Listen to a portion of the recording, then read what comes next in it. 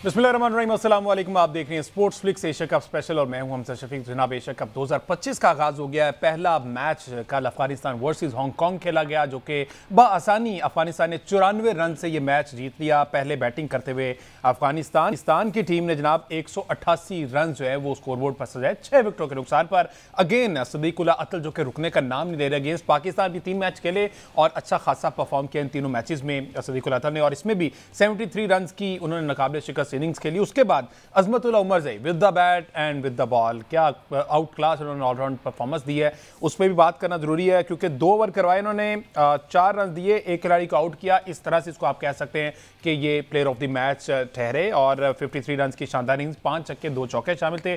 Opening match था, although Hong Kong उम्मीदों के मुताबिक परफॉर्म नहीं कर सकी, जो कि उनकी टीम को उनसे उम्मीदें थी कि एक लॉन्ग गैप के बाद वापस आ रही है तो हो सकता है अच्छा परफॉर्म करे, लेकिन 94 रन पर जो उनकी टीम है वो 9 खिलाड़ी आउट हुए और ओवर्स में मुकम्मल। आज एक और बड़ा मैच उसे कह सकते हैं क्योंकि मेजबान मुल्क UAE versus India, team Bharat जो कि अपेरेंटली इस पूरे टूर्नामेंट में जायंट्स नजर आ रहे हैं, लेकिन देखना यह है कि वो भी जून के बाद से अब तक जो है वो 2-3 महीने का गैप है, वो T20 फॉर्मेट क्रिकेट नहीं खेले। ये सूर्य कुमार यादव ने अपने इस प्रेस कॉन्फ्रेंस में भी कहा कि ऑल्दो हम एज टीम नहीं खेले लेकिन अलग अलग से बिल्कुल खेलते रहे। प्रैक्टिस हमारी है, 4 दिन पहले हम यूएई में आए हैं और हमने यहाँ पे प्रैक्टिस की है, तो खासा कॉन्फिडेंस है हमें।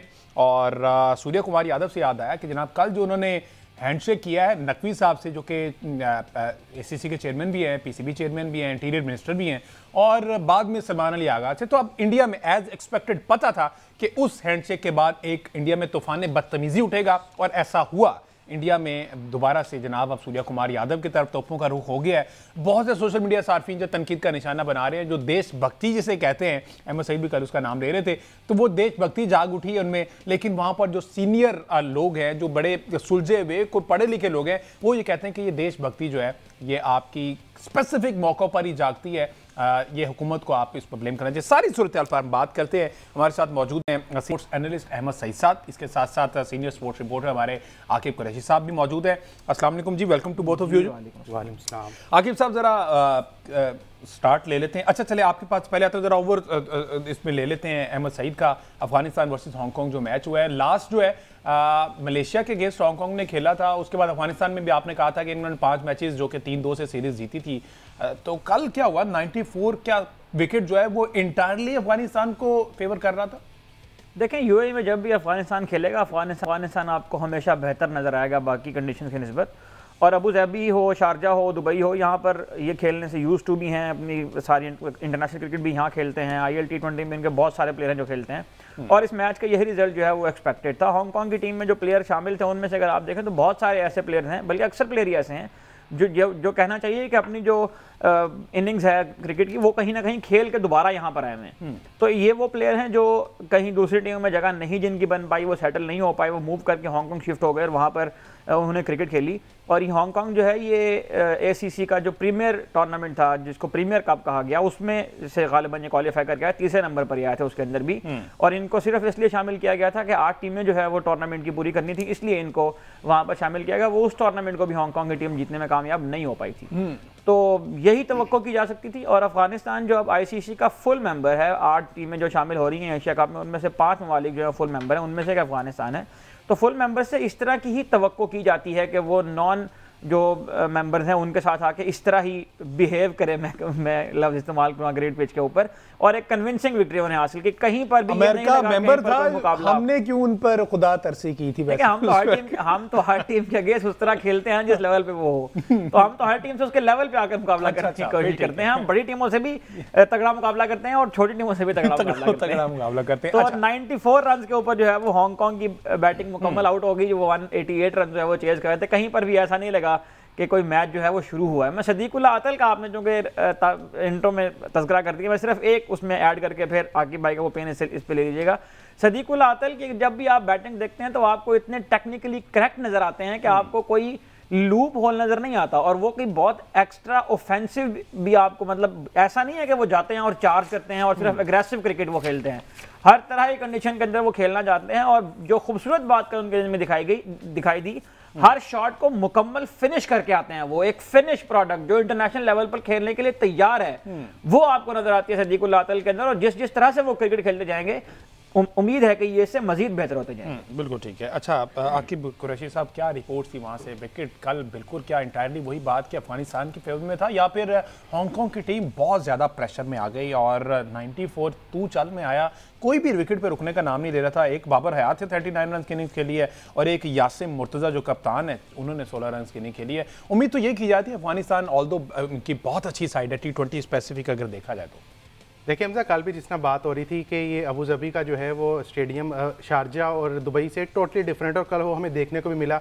बड़ी लाइवली ग्रास थी वहाँ पर, और ग्रास पर जब बॉल पड़ रहा था तो वो आपके मुंह पे आ रहा था, उछल के बॉल जो है वो आ रहा था, जिसना अफगानिस्तान के स्पिनर्स के लिए हमेशा मददगार साबित रही है यूएई की कंडीशंस। कल आपने देखा वहाँ पे फजले फारूकी ने अच्छी बॉलिंग करवाई, फिर करीम जन्नत ने अच्छी बॉलिंग करवाई, गुलबदीन नाइब ने भी जो है अच्छी बॉलिंग कराई, अजमतुल्लाह उमर ज़ई ने अच्छी बॉलिंग कराई। तो कल टोटली एक डिफरेंट था। मैं समझता हूँ इनएक्सपीरियंस था हांगकांग का, जो वो बड़ी टीमों के खिलाफ नहीं खेलती, और उसमें लड़के भी आपने ज़्यादातर जो है वो ओवर 35 थे। कल मैं एजेस उनकी देख रहा था तो उनकी जो एवरेज थी वो 35 जो थी उनकी एज थी, और सारे पाकिस्तानी थे, उनको खेलने का मौका भी बड़ा कम मिलता है। लेकिन उससे पहले अच्छा दोनों अभी ये फुटेज वो चल रही, ये क्या था भाई कल? ये अगर आप फुटेज देखें, ये दोबारा से प्ले कीजिएगा, ये क्या था? इस पे बड़ी कंट्रोवर्सी है। अफगानिस्तान जब ट्राई नेशन सीरीज में अंपायर से राशिद खान कहते भाई ये किसको ले आए आप, इसको अंपायरिंग भी नहीं आती, तो इसमें भी ये आकिब साहब आउट था वैसे अहमद सईद साहब। ये जो पहला इनका जो आउट हुआ है अंशरात जो है, वो तो अपेरेंटली नेकेड आइट से तो वो बहुत ज्यादा अवे लग रहा था बॉल। दोबारा से प्ले कीजिएगा यार। ये नेकेड आई से अगर आप देखें तो आपको वाकई इसमें बहुत बड़ा गैप नजर आता है। लेकिन व्हाट वाज दैट लाइक? हुआ क्या कि डीआरएस पे भी स्पाइक आया और वो आउट दे दिया, और इवन अगर वो इतने कॉन्फिडेंट थे इतना ज्यादा तो वो रिव्यू ले लेते फौरी तौर पे। चले उनकी जो गलती थी मेरा हाँ ये देखें अभी इस पे रिप्ले पे देखिएगा। अब वो बॉलर भी गया, क्विकली गया, अब ये इसको यहाँ पर फौरी तौर पे जो है वो खुद से रिव्यू ले, सोचने की तो बात नहीं थी, क्योंकि जितना ज्यादा बैट और बॉल में डिफरेंस था। अभी जब दोबारा आएगा तो इस पे आप देखिएगा कि अब देखिए अब वो चलते हुए तो जा रहे हैं, तो भाई आप फौरी तौर पे रिव्यू ले ले, आपके पास अवेलेबल है। हमजा जो उनका चलना ना यही बता रहा है कि इसका मतलब कुछ ना कुछ हुई है, इधर से हमने टीवी से ऑब्वियसली लेकिन नहीं आकिब, अगर आप देखेंगे ना अभी दोबारा आएगा, ये देखें, ये फॉर गॉड सेक ये किधर से क्या लगा, लेकिन ये अंपायर ने आउट दे दिया। ये बैट जैसा लग रहा है कि ग्लव्स और बैट। एनीवेज फिर वही वाली बात जो ट्राई नेशन सीरीज में मेरा ख्याल है जो बकौल अफगानिस्तान के जो ज्यादतियां ये उनका जाला करने की कोशिश की गई है। ये माना जाता है। अच्छा, आप जो हम अपने पहले बात की कि आज जो है वो मेज़बान का मुल्क का मैच है, मैं ये कहूँगा कि दोनों मेज़बान है बेसिकली। ये याद करवाना इंडिया को इसलिए लाजमी है कि कितना अनफॉर्चुनेट है कि उनके घर का टूर्नामेंट था, उनके घर में थे और वो बदमाश बन के बैठे हुए थे कि हमारा कुछ कोई नहीं बिगाड़ सकता। तो जनाब आपको जो है बाहर आके अब खेलना पड़ रहा है। तो आज बेसिकली दोनों मेज़बान मुल्क का, एक क्रिकेट मैचेस का मेज़बान है और एक एशिया कप का मेज़बान है। तो वहाँ पे आप इंजॉय करें, क्योंकि वो एक मीम भी आप लोगों ने भी सुनी होगी, कम टू हबीबी, वो हबीबी कम टू दुबई। तो वो वाला मामला हो गया। एनीवेज नकवीज हो रहा है। हाँ जी, वो जो कल के मैच की जो हम बात कर रहे हैं वो यकीनन एक इनएक्सपीरियंस आपको नज़र शोर। कल भी बात की थी कि अफगानिस्तान एक ऑल आउट जाएगी इस मैच में, स्पेशली क्योंकि जिसना वो ट्राई नेशन सीरीज़ का फाइनल हारी और जिसना ग्रुप ऑफ डेथ इसको डिक्लेयर किया गया है, इस ग्रुप को जिसमें श्रीलंका भी है, बांग्लादेश की है। तो अब उन्होंने जो रन रेट अपना 4.700 का बना लिया, तो बड़ा अच्छा किस्म का रन रेट बना लिया है। 94 रन से उन्होंने कामयाबी हासिल की है। तो इसके बाद उनके जो सुपर फॉल में पहुंचने में जो मेरा ख्याल है चांसेस आप कह सकते हैं कि अगर पहले 60% थे तो आप 80% आप कह दें। तो एक अच्छी कंपोज किस्म की बड़ी खूबसूरत उन्होंने बारी करी। और जिसना अहमद सईद ने सदीकुल्लाह अतल की बात की, इस पर लाजमी बात करना चाहूँगा। अनफॉर्चुनेट है कि पिछले साल वो इमर्जिंग कप खेल रहे थे ओमान में, और आज वो अफगानिस्तान की क्रिकेट टीम की बैकबोन बने हुए हैं। उनके बगैर आपका टॉप ऑर्डर पूरा नहीं होता। कितना अनफॉर्चुनेट है कि हमारी टीम में, अगर हम फिर वही बात, क्योंकि हम पाकिस्तानी हैं, अपनी टीम बार बार याद आ रही है, हारिस ले लें, साहबजादा ले लें, हारिस टूर्नामेंट में खेले थे, हारिस उस टूर्नामेंट में खेले थे, अब्दुल समाद खेले थे, कितने खेले थे? मुझे बताएं किस प्लेयर की अभी तक इस प्लेइंग 11 में सीमेंट है इस जगह? देखें प्लेइंग 11 तो छोड़ें, आप मुझे ये बताएं कि इनमें से जो नाम आपने लिए हैं, इनमें से किसी एक प्लेयर के बारे में आप ये कह सकते हैं कि ये टेक्निकली करेक्ट बैट्समैन है? आपको जब वो पिच के ऊपर जाते हैं बैटर, जब मोहम्मद हारिस जाते हैं या अब्दुल समद का आपने नाम लिया, और जो उनके साथ लड़के खेल रहे थे वहाँ पे उस टूर्नामेंट के अंदर, कोई भी ऐसा प्लेयर जो आपको वहां पर इंटरनेशनल फिनिश्ड प्रोडक्ट नजर आता हो, मेरा ये ख्याल है कि ये बहुत बड़ी केस स्टडी है जिसकी तरफ आकिब भाई ने यहाँ पर बात की है कि कितना ज्यादा गैप पैदा हो गया। पाकिस्तान क्रिकेट की प्रायोरिटीज क्या हैं और दीगर जो नेशन क्रिकेट खेल रही हैं उनकी प्रायोरिटीज क्या हैं। आप सिर्फ थोड़ी सी जहमत करके, आकिब भाई अक्सर कवर करते रहते हैं इन प्रैक्टिस सेशंस को भी, आप सिर्फ पाकिस्तानी क्रिकेट टीम के वार्म अप को अगर मैच कर लेना दूसरी टीमों के वार्म अप्स के साथ, तो ही आपको खराबी जो है वहां पर नजर आ जाएगी। ये जो एग्रेशन और इंटेंट का मतलब यहां समझा गया है ना, जब तक आप बेसिक्स को एड्रेस नहीं करेंगे, जब तक आप प्लेयर को पिच के ऊपर खड़ा होना नहीं सिखाएंगे, उस वक्त तक वो कैसे छक्के लगाएगा, उस वक्त तक वो कैसे चौके लगाएगा। अच्छा, विकेट पे खड़े होने से मुझे याद है साइम अयूब की आपने बात की है, 25 पे 1 आउट हो गया था, 26 पे 2 आउट हो गए थे। उसके बाद सदीकुल अतल, अगर इसको कंपेयर किया जाए साइम अयूब से, क्योंकि आपने बताया कि दोनों young emerging Asia cup, although शायद साइम नहीं खेले लेकिन वो खेले, लेकिन कैटेगरी एक ही है, उनका भी 1 साल पहले इस तरह वापस आ रहे थे और ये भी है। अगर कंपेयर किया जाए तो डू यू थिंक, आप दोनों समझते हैं कि साइम इतना वेट कर पाते हैं जितना सदीकुल अतल ने सेंसिबल वेट किया राइट टाइम का? क्योंकि 2 विकेटें बैक टू बैक गिर गई, उसके बाद उन्होंने काम एंड कूल रह के बाद में लाठीचार्ज किया। आकिब देखिए हमजा, बात ये है कि मैं ऑब्वियसली अगर आप as a cricket analyst, cricket journalist या क्रिकेट फैन बात करते हैं तो मेरी दुआ है कि सदीकुल्ला अतल जो है ना 9 लुक्स छक्के से बच जाए। कि अगर उसके जहन में ये बिठा दिया ना भाई तो स्टाइलिश छक्का मारेगा तो टीम से आएगा, तो यकीन करें वो अगले दिन फेल हो जाएंगे। मामला ये है कि साइम अयूब को जितना हम कवर करते हैं यहाँ पर प्रैक्टिस सेशन में भी, बिलीव मी उनको सिर्फ एक चीज़ की प्रैक्टिस करवाई जाती है कि आपने स्टाइलिश छक्का मारना है। कि एक हमारा बीच में से सोशल मीडिया का टिकटॉक निकला है, एक रील निकला है, उस पर हम वायरल हो जाएं, उस पर वाह हो जाए, एक आपकी पीआर कैंपेन बन जाए।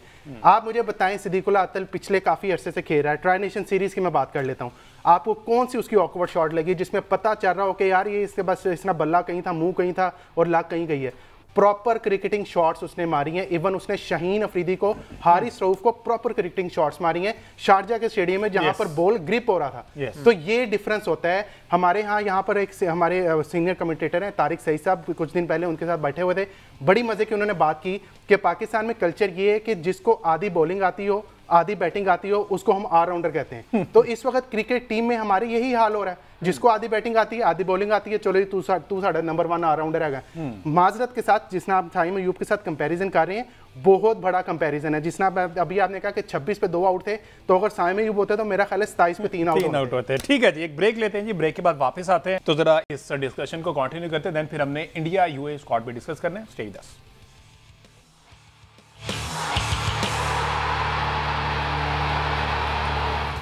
वेलकम बैक जी। बात हो रही है एशिया कप 2025 के हवाले से, जिसमें आज रात 7:30 बजे मेज़बान मुल्क का, वही अहमद आकिब कुरैशी वाली बात कि एक क्रिकेट के मैदानों का मेज़बान और दूसरा वैसे इस इवेंट का मेज़बान, यानी कि इंडिया और यूएई के दरमियान ये मार्का होने जा रहा है और इसमें से जो भी जीता क्रिकेट की दुनिया में ये अपसेट कंसीडर किया जाएगा। बहरहाल आकिब कुरैशी साहब, क्या प्लेइंग 11 होने वाली है? सेकेंडली ये कि यूएई की कंडीशन क्या, आपके रिपोर्टर्स हजरात भाई वहाँ पर क्या कह रहे हैं? क्या कोई नई विकेट के सुनने में आ रहा है कि बन रही स्पेशल उनके लिए, किस तरह से बिहेव कर सकती है वो विकेट?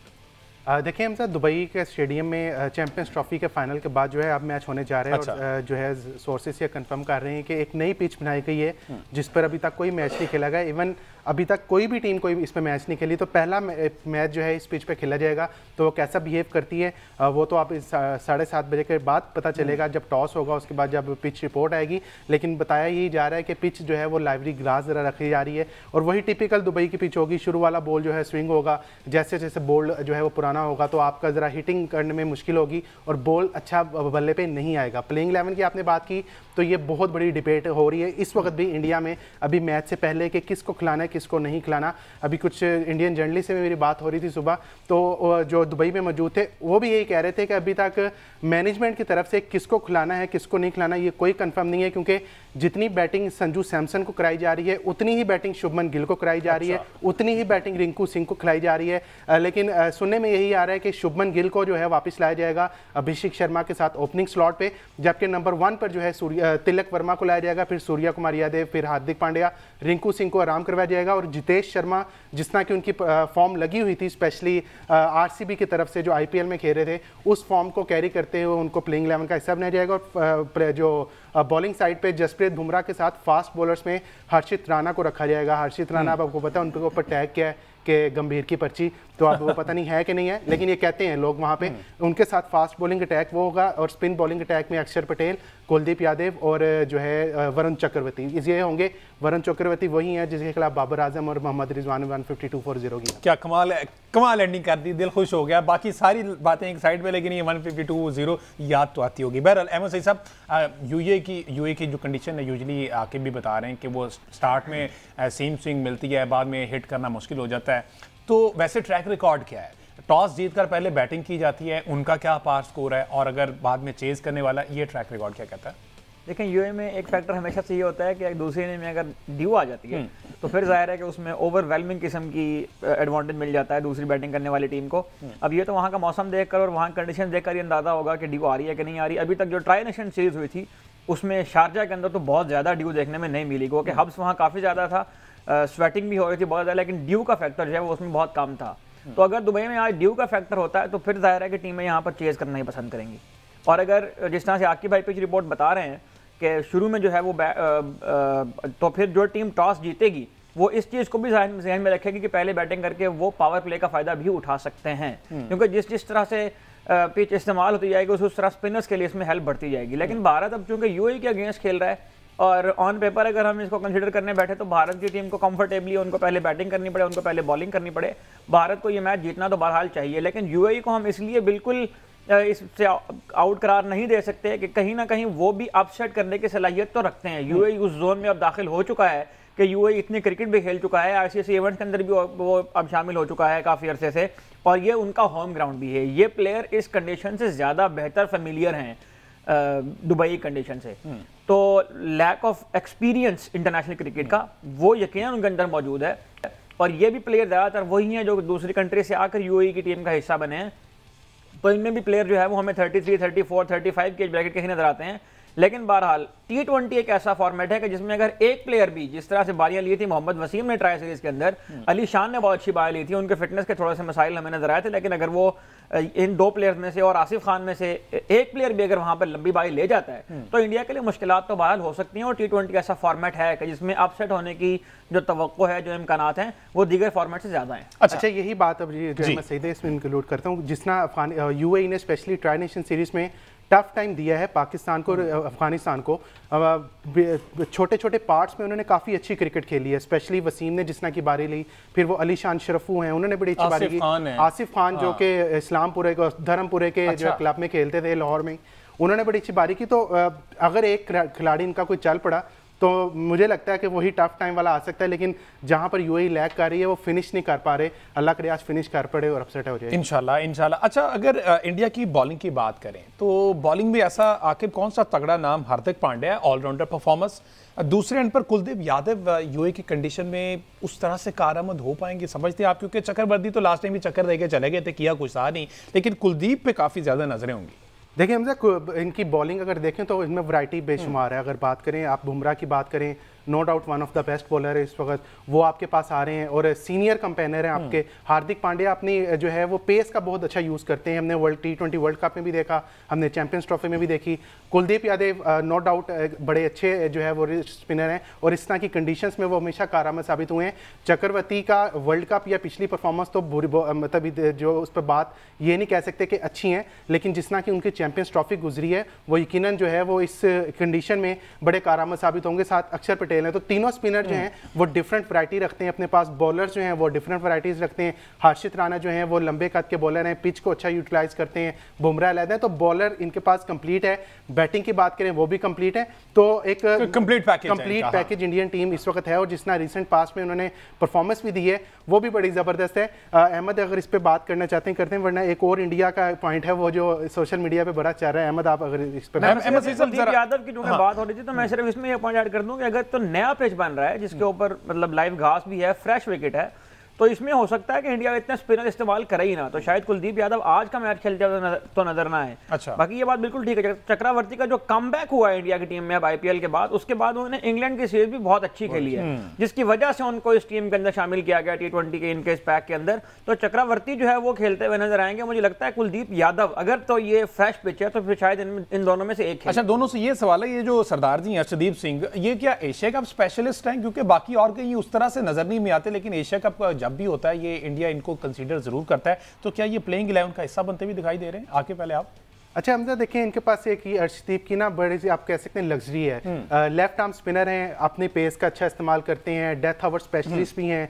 अच्छी बॉलिंग कर लेते हैं, यॉर्कर अच्छा मार लेते हैं। और जिस तरह T20 वर्ल्ड कप में भी इन्होंने बड़ा शानदार जो USA में हुआ था वहाँ पे अच्छी परफॉर्मेंस दी हुई है। अभी क्योंकि इनका नाम इसलिए नहीं लेके आ रहे क्योंकि हर्षित राणा है। मैं फिर वही बात करूंगा, गंभीर की पर्ची अगर ना उन पर टैग होता तो शायद इस वक्त हर्षित राणा की जगह जसप्रीत बुमराह और अर्शदीप जो है वो प्लेइंग 11 का हिस्सा बन पाते। लेकिन अभी तक जो खबरें वहां से आ रही हैं वो यही आ रही है कि जसप्रीत बुमराह और हर्षित राणा जो है वो खेलेंगे। अर्शदीप इनके पास एक आप कह सकते हैं गुड हेडिक है कि अगर किसी फास्ट बॉलर का जो है ऑफ डे नजर आता है तो वो अगले मैच में अर्शदीप को लेके आते हैं। और मुझे लगता है कि अगर ये मैच आज का नहीं खेलेंगे तो इनको पाकिस्तान के खिलाफ लाजमी खिलाया जाएगा, क्योंकि लेफ्ट आर्म स्पिनर हैं, लेफ्ट आर्म फास्ट बॉलर हैं जिनका शुरू में नया बॉल जो है वो अंदर लेके आते हैं। और इन्होंने आपको याद है बाबर आजम का LBW आउट भी किया। बिल्कुल ऐसे ही। जी Ahmed, what's your take on it, then फिर आगे बढ़ते हैं। मैं सिर्फ इसमें एक मुख्तसर सी बात ये ऐड कर दूं कि ये जो आप कह रहे हैं कि बहुत ज़्यादा इंडिया के पास ऑप्शन मौजूद है, समटाइम ये ज़्यादा ऑप्शन भी मसाइल क्रिएट करती हैं।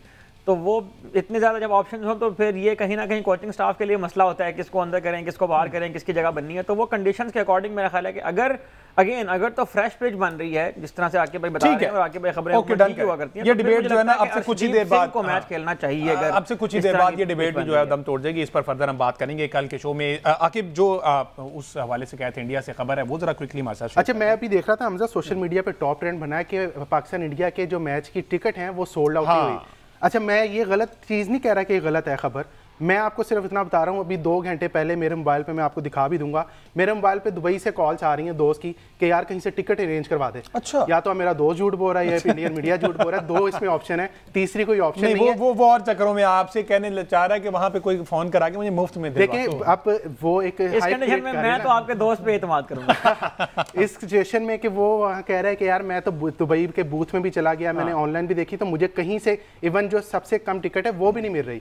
तो अब अल्लाह जाने कि वो गलत बात कर रहा है या मुफ्ते के चक्कर में है, या इधर इंडियन मीडिया एक फिर से गलत हाइप क्रिएट कर रहा है कि पाकिस्तान इंडिया के मैचेस को कोई नहीं देखने आएगा। ऐसी पॉसिबिलिटी नहीं होती। इस पर भी हम कंफर्मेशन करवा लेंगे इंशाल्लाह, आने वाले शो में आप तक ये शेयर करेंगे ऑथेंटिक इंफॉर्मेशन क्या आया। ऐसी सूरत-ए-हाल है कि टिकट्स नहीं बिके, या फिर ऐसा पॉसिबल नहीं है कि दुबई का स्टेडियम हो और वहां पर पाकिस्तान इंडिया मैच हो, उस क्लैश के बाद ये पहला मैच हो, दोनों ममालिक जो अपने अपने जो लोग हैं अपने अपने मुल्कों को सपोर्ट करने के लिए ना आए, ऐसा पॉसिबल नहीं है। खैर ये सूरत-ए-हाल जो वाज़ेह हो जाएगी आज 7:30 बजे UAE वर्सेस इंडिया। कल के शो में हम इस पर फर्दर बात करेंगे, कौन जीता कौन हारा, और एशियाई क्रिकेट का जो सरताज हैं वो कौन बनने जा रहा है, वो इसी से आगे आगाज हो जाएगा इस ग्रुप का। मुझे दीजिए इजाजत, अल्लाह हाफिज़।